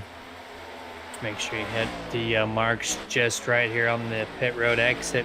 It's very tricky. You can't join the surface until all the way till turn 2 exit. And we've seen the 14 already spin out there in turn 1 pit road with the extra bumps that are there on that part of the track. It's not a smooth surface. It's very flat. It's easy to spin the tires. It's also very bumpy, so you just have to be really cautious on exiting pit road. But yeah, definitely that 1 lap or 2 laps of not pitting with his teammates have shown as he falls back about a second or 2 away from his teammates. But he does have that virtue of having, 2 laps fresher tires with 18 laps to go. So let's see if he can make that ground back up. Yes, the 11 of Tony Solari got a little loose coming off of 4 there. He let the 14 of Wayne Allen go by, 13 laps down. Didn't want to, have any issues with that. He's faster car right now, so he let him go. The 10's coming up on the back of him as well. And who's sitting in 5th place, Jeremy, is Brody Hanna. I know once these pit cycles come through, it'll be a little different story, but he's made his way back up after that little issue that he had with the pit road there. And yep, Chad Wing's going to go on the inside of the 11. Tony's going to let him go because he's still sitting in 4th place right now. No reason to push it. But we saw the difference between those teammates coming in, Jeremy. 57, 67, and 37 all came in behind the 47. Now they're out in front. I know there's going to be a lap or 2 of difference on the tires, but you mentioned it's hard to pass here. So coming down early could be an advantage. Then coming down later, we'll have to see. We've got coming to 16 laps to go here this time by. As long as they keep the tires in somewhat good order here, they know the car's faster for the first laps until the other guys pit. So as long as you don't overheat the tires, I think it might be a great strategy. As we're still awaiting these top guys to make their pit stops. 75, 19, 10, 11, 23, 7. These guys have not pitted yet. Also the 17 has not. That's 7 cars right now. Still waiting to come down for their final stop here. They're currently on lap 65 at the line. This time will be 15 laps to go.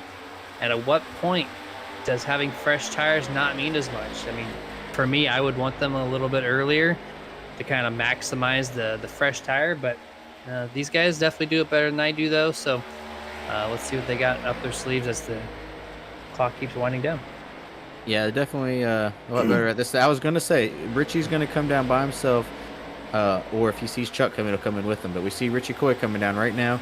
That's going to give up that 2nd place. He's going to put Kyle Milliken into that 2nd spot, and he's going to try a short pit on Chuck and see if he can gain some time on him. It could be a good call. He was only a 2nd back, and I think the 37 of Brian Dubois was further back than that from his teammate Ryan Hedrick before they came down pit road. So this could be the strategy. And coming down, we see I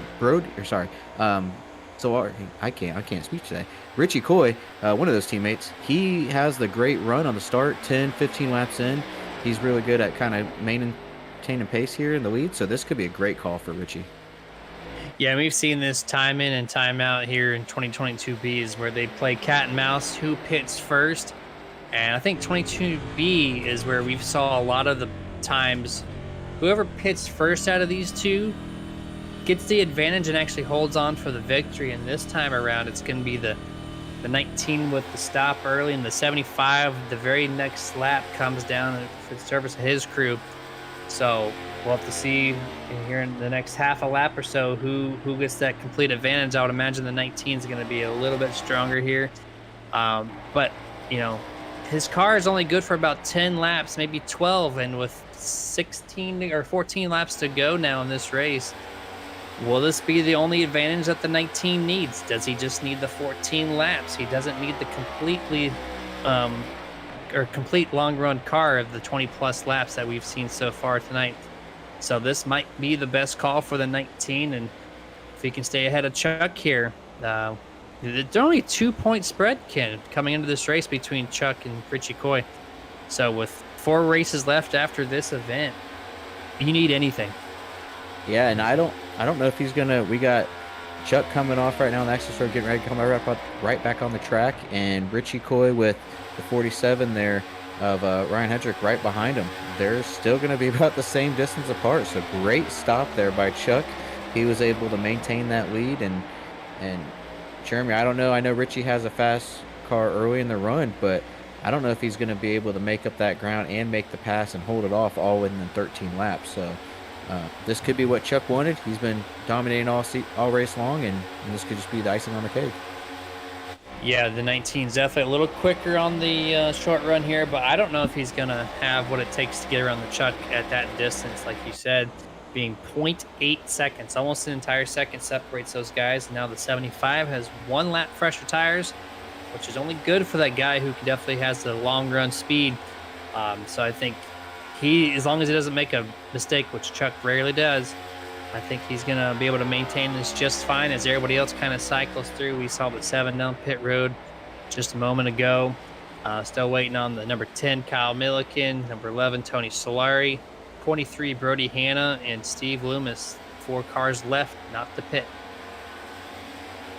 We know Brody came down later than anyone else because he got the lucky dog, was able to get the go around 1 lap and come down pit road. So he actually has a little bit more than these guys, so I'm sure he'll drag it out a little bit more than the rest of them. But he's gonna have to come down some point in time. But we got Richie Coy, Jeremy. He's coming on the back of the 75 here as he's going around 37 of Brian Dubois. So Richie's trying to make up some ground. He gained about 3/10 there coming down pit road a lap early, and he's gained some ground here. But he needs to get around this 37. Can't waste any time sitting behind Brian Dubois. He needs to get around him. He's going to look on the inside, try and catch some draft if he can off a Chuck if he can get clear of him and on the front stretch here. But this is exactly what the 19 of Richie Coy needs to get around that 37. And 37 didn't give him all the room that he could have, made him fight for it a little bit more so, scrubbed out momentum right off of that 19's run here this lap. It's going to basically stalemate him about 0.3, 0.4 off of him.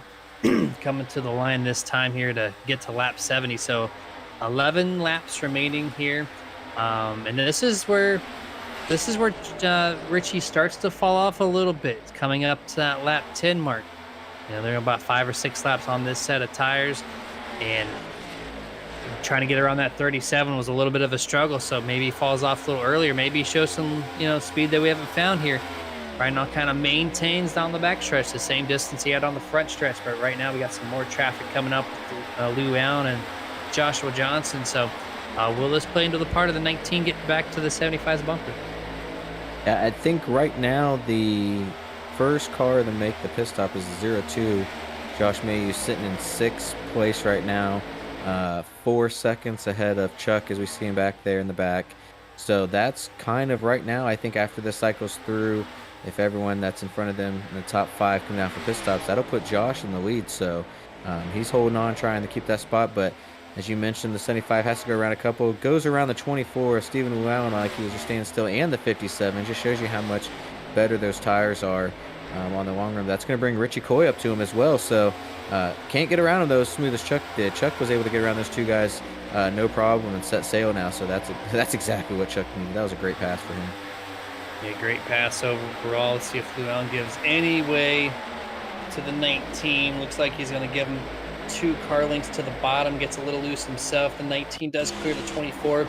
Made a little bit more ground up that time on the 75. You see right there the 75 passing the 24. He had to go around the 57 there on the bottom. Very cleanly done there by Chuck Sweeting. Did not really much lose time on between the 19 and the 75, as now we're on lap 72 of scheduled 80, so 9 laps remaining in this event. And 19 actually making a pretty solid turn 1 here. Let's see if we can match it in turn number 2. Just kind of keeps up with him just enough to stay in the draft there. A little bit of ground gained over that 75, but not enough to get to him or anything as they head off into turn 3. And that 57, he gave him a little easy layup there. I want to say he was the one that I saw the tire smoke, and then he just pushed up to the high side and opened the door up there for Chuck. So he made it a little easier as Chuck goes around the 02 now of Josh Mayhew. So the one we were speaking of, who would have been your race leader and all this cycles through, is now back, and he's got the 67 of James Wallace, really the one to look in front of his windshield here, who's taking the pits. So once he gets around him, I don't think any of these other guys. I mean, maybe Chris Beck and Steve Loomis took a pit, and I just missed it. But I believe James Wallace might be the first one that's taken a pit stop so far. Yeah, the last time the 44 Chris Beck made his way down pit road was on lap 57. So yeah, he definitely has made his early pit stop. He pitted like a lap or two, I think, after the 0-2 did of Mayu. So he's still on that early pit stop strategy. And then going, I know the guys up front have not pitted, like Kyle and Tony and Brody, but Steve Loomis being only 21 seconds back in 4th place. I think he's made his pit stop as well, and actually going back through his lap times, I don't apologize. His last pit was on the caution there on lap 41, so 17 kind of holding on strong here without a pit stop yet. Yeah, I didn't think the 17 of Loomis came down yet because I know he had that rough start there, and I don't think he has the power under that car right now. He just doesn't seem like he's hitting top speed like he should. So yeah, he had that rough start with Brody there. But yeah, the 44, he's the one now that they're kind of setting their sights on. But the 67 is just going to probably let the 75 go up here on the inside. The 75 is just so much faster. He's been the dominant car all night, and he's got the better tires. But Richie, he's still trying, Jeremy. He's driving in there. He's trying to get these great runs. And I think these lap cars, though, the way that Chuck is hitting them to Richie is making all the difference, because Chuck's getting around him pretty smooth and nice and clear, and Richie's kind of putting up a little battle to get around these guys. So I think that's kind of what's holding up this difference. Yeah, I think what helped the 19 was the 24 was able to get around him much cleaner than the 75. But outside of that, you are correct. The 19, Richie Coy, is struggling around these lap cars as Chuck is just hitting him at the perfect moment in the corners, able to clear the 19. And right now, this is the time where the 75's tires are typically better than the 19. So 19's trying everything in his power to get to the 75, but with the lap traffic the way it is, I don't think he's going to have a chance. Kick it back over to your current race leader, Kyle Milliken, in that 10. We're coming up to 5 laps to go, and this guy is still holding the lead here. It's Kyle Milliken trying to make this little upset here in Indianapolis. Hey, I mean, we're 5 laps to go. You're sitting 20 seconds ahead of Chuck right now. You got Tony Sawari, who's 4 seconds back, actually just lost a second on him. This top 3, Jeremy, they could be saving fuel trying to make it to the end, and I think it's go for broke now. You're already at that point to where if you come down, you're going to be way in the back, so might as well just try and stay out as long as you can. Maybe you saved enough and you pull off an upset. I mean, they lost 3 seconds right there, though, so you got to watch that as well. I mean, 20 seconds is a lot, but it can go quick here, and Chuck's already 17 seconds back on him now, so he could blow the distance, though. He could pull it off here and save fuel. This is going to be the most he's probably ever used his clutch to try to keep that 10. What do you call it? Do you call it a charger? Do you call it a forward charge stang? I'm not sure what you want to call it, because you can't get rid of the taillights on this model. So it still resembles the Ford on the back, but it's a charger on the front. Not sure what that mixture is, but either way, it's holding in there pretty well here now with 4 laps remaining. Well, we got, you got to have business in the front with the Dodge and party in the back with the Ford. So that's what we'll go with on that one. But he's trying to make whatever that Dodge Mustang concoction going up and keep it up front there. Lost a little bit on Tony, but definitely he lost 4 seconds there on Chuck, because Chuck's coming through the field. So he's coming around three laps to go, Jeremy, and he's going to try and hold it off as long as he can. But I think with that last lap, he's probably just going to give it his all. But also, though, if these guys are going the distance, you got to think Chuck's got to get around Brody and Tony. He's been pretty good so far with these lap traffic, but he's got to get around those two, and they're not going to let him by, I don't think, too easily, especially with Richie right behind him. So this could be working out perfect for Kyle. Yeah, I had no expectations of them making a run here. I just thought they were going to pit, and that was going to be that. But they're really stretching that field mileage out. If he gives up 3 seconds a lap, he can still make it and win the race.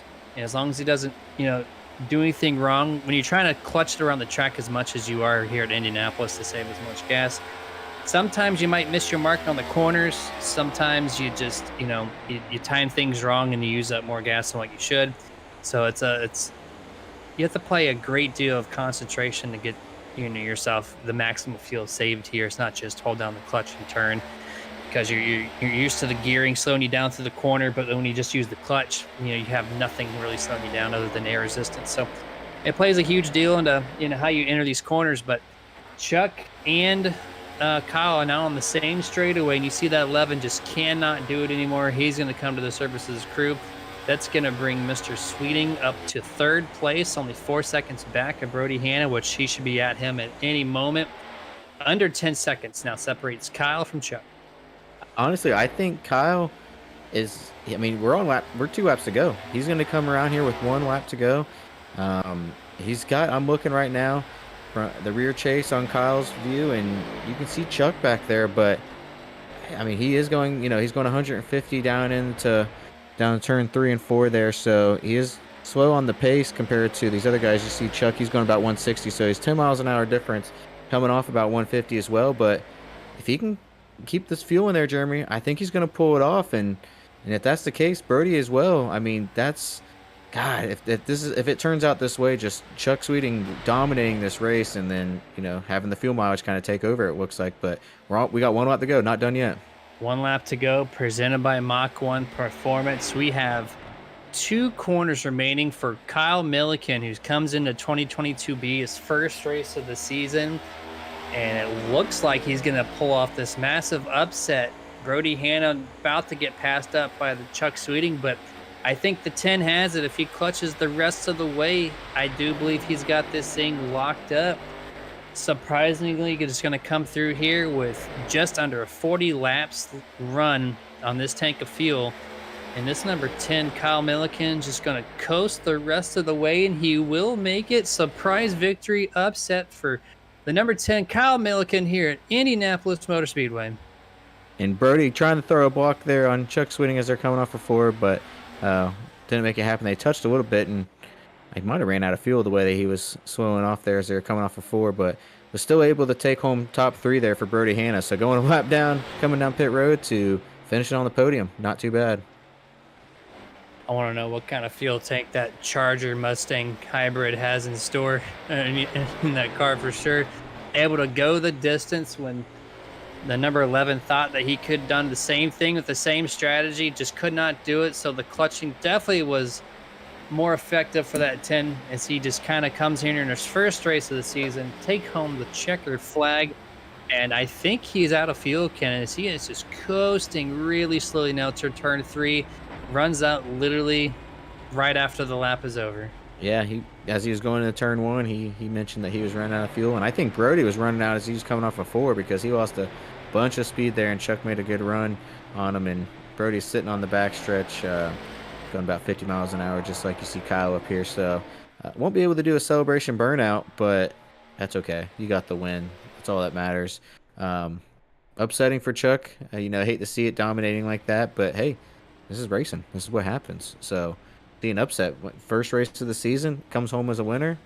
I think we saw that last year as well. I believe Stephen Llewellyn might have been in about that same boat too. So, yeah, it was a great call overall by Kyle to kind of secure the checker flag. Guys, we're going to go over the unofficial results presented by Mach1 Performance here. And Kyle Milliken takes home the checkered flag for the first time and only time he made an effort in 2022B. So congratulations to Kyle. Second place, Chuck Sweeting.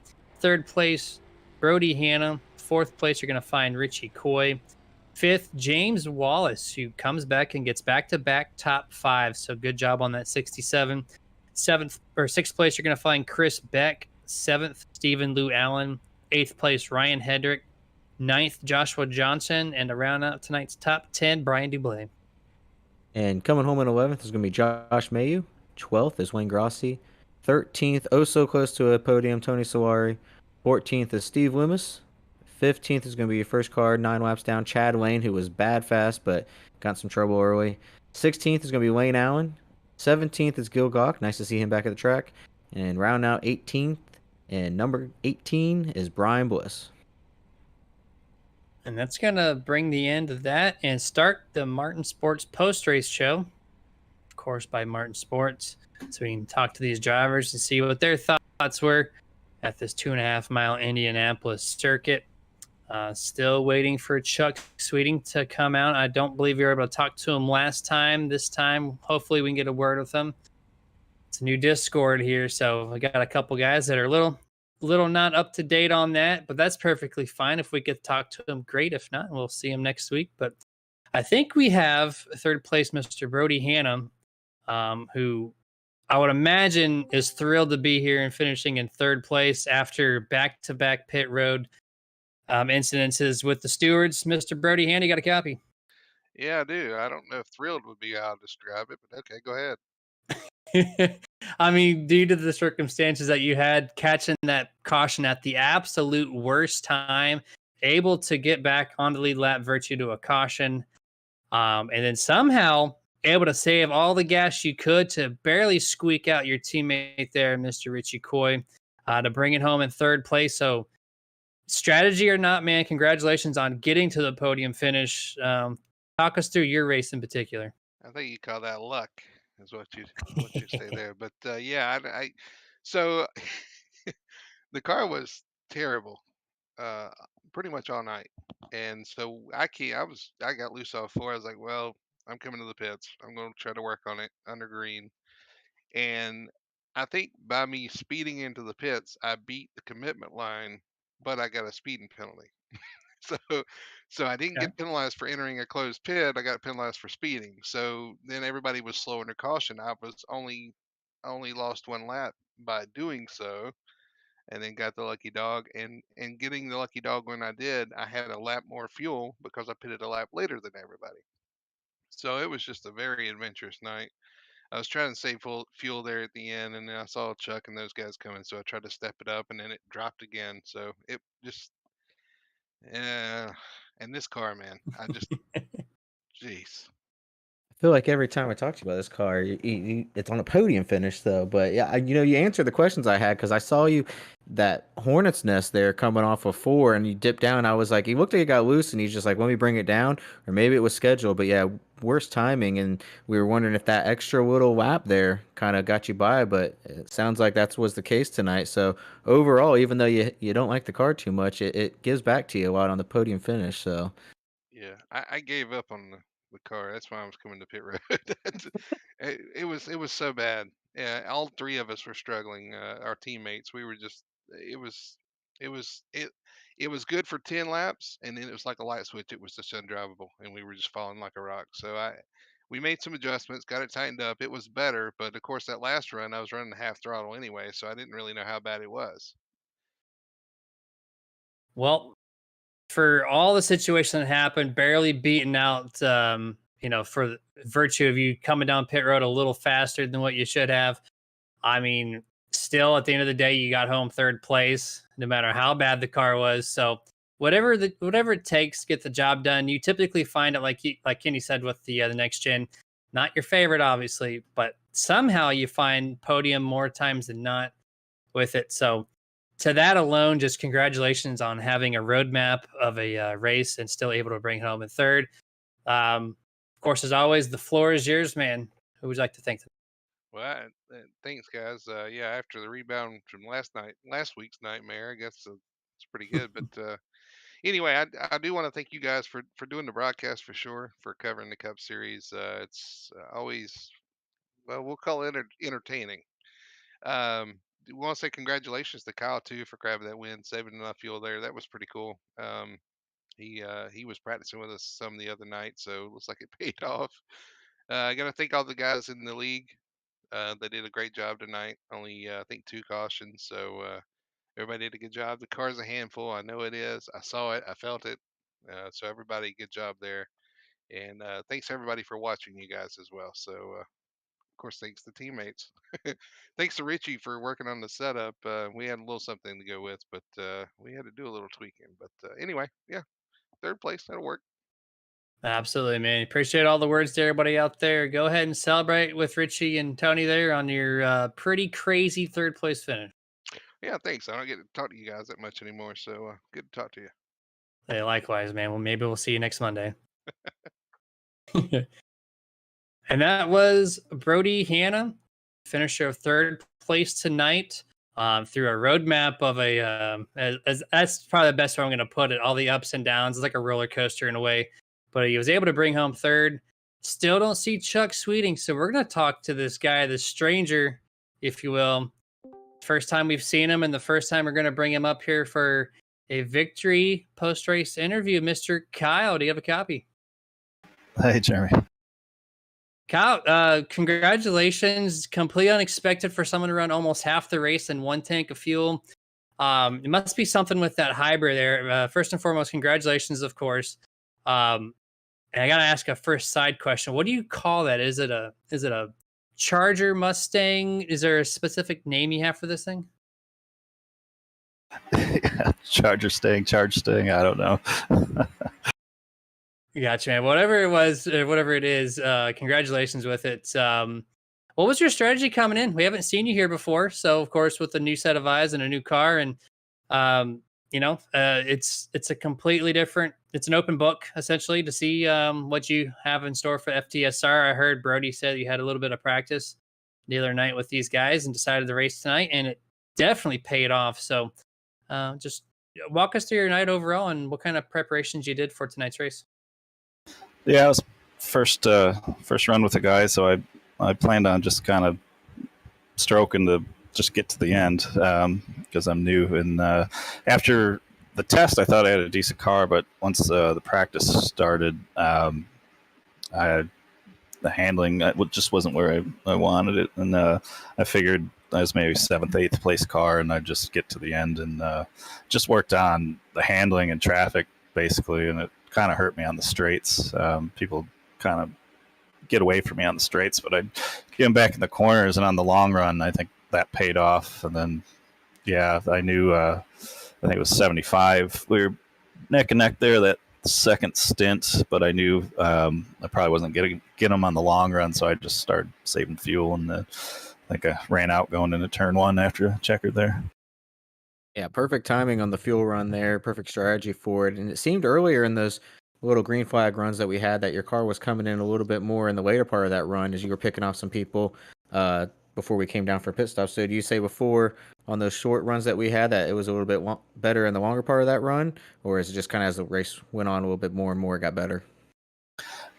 I think in comparison to the other cars, mine was a little more consistent over the long run, whereas a lot of guys were getting pretty loose in the corners. Yeah, you can definitely see the change there, but it was overall, great run again. Congratulations on first race here and coming out with a win. You love to see when that happens here, but I'll switch it over to Jeremy and see if he's got something else for you. Thanks. Yeah, man. Yeah, just overall, again, congratulations. And every time that we do the post-race interview with someone for the podium, we like to give the floor to you to thank whoever might be watching out there tonight, or just any sponsors overall. Yeah, thank my team, Elevated Motorsports, and I hope FTSR invites me back next week. Well, you ran a pretty clean race, I would say, so I would imagine that invite is extended. But we'll have to find out for sure next week, man. But yeah, congratulations once again, and go ahead and celebrate with the team. All right, thanks, guys. You got it. That was Kyle Milliken, tonight's winner, surprise victory winner, who kind of dethrones Chuck on his awesome performance. Do not see Chuck still. So, Chuck, if you're out there listening, congratulations on your hard-fought second place. I thought you had it, but new guy Kyle Milliken comes through and kind of steals the show here by not pitting and trying to save the fuel. That's 2 guys in the podium tonight that took advantage of that and brought it home first and third. All right, Ken, before I wrap this up, what's your thoughts on Indianapolis overall? I love to see it back here at the Speedway style. Again, as we mentioned earlier, love the road course, but it's just this track. I just love watching this old style oval style racing. But I wasn't expecting to see it off of fuel strategy. Kyle played it perfectly, ran out going into turn 1. That's the way you want to do it. Brody was pretty close too. I mean, he was coming off a 4, looked like he was spitting. So I was not expecting the outcome. Chad Lane had a great run. It was my pick for tonight and ended up getting into the wall. But still, overall, it was a great race to watch. I enjoyed the heck out of it. Yeah, I was really hoping the number 4 would hang on in and maybe see if he was able to snag a podium finish himself. He had the car to do it. It's just a little too loose in one corner. That's all it takes here in Indianapolis to kind of ruin your race. But needless to say, we're going to go over our sponsors one last time tonight before we bring this thing to a complete close. FTSR, thank you for letting us do this for you every Monday night now. If you have not registered yourself, like Kyle, comes in here and gets 1 for 1. That could be you next week. So get registered at FTSR.net. Thank you to Mach1 Performance for being the Monday Cup Series sponsor. If your car needs some fabrication work and Mach1's in the area, please give them a visit. Facebook.com/Mach1 Performance. Thank you to Sim Racing Points, the presenting series sponsor every Wednesday. It's an all-inclusive league points management system. Essentially, it makes your league look clean and professional, and it keeps track of all the stats that you accumulate every single race. So you're going to go to simracingpoints.com, get your league registered today. Martin Sports, home of the Sim gloves, and they have awesome apparel from hats, t-shirts, hoodies. They got your upper half taken care of. So you're going to go to martinsports906.com. Super Nerd at checkout, 25% off. iRacingIFlag.com. If you would like a little unit that sits on your desk and completes the sim rig, gives you up to 30 different iRacing commands and a customized 4x6 3D printed unit. You're going to pick one of those up at iRacingIFlag.com. Super Nerd, 15% off at checkout.